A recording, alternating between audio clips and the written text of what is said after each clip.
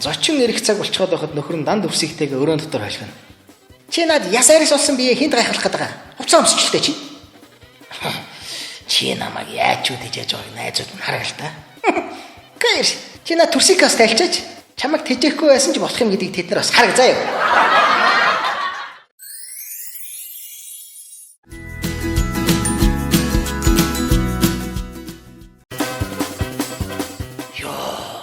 Би 7 дахь цамцаа угааж штэ.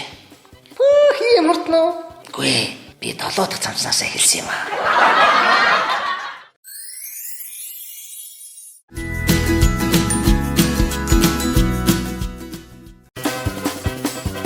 Үүр цүүрээр халамцсан орж ирсэн нөхөртэй эхнэр нь нагарсан хог минь чамайг хүлээгээ шүнжинд сурамч хийж чадсангүй онцлоо штэ.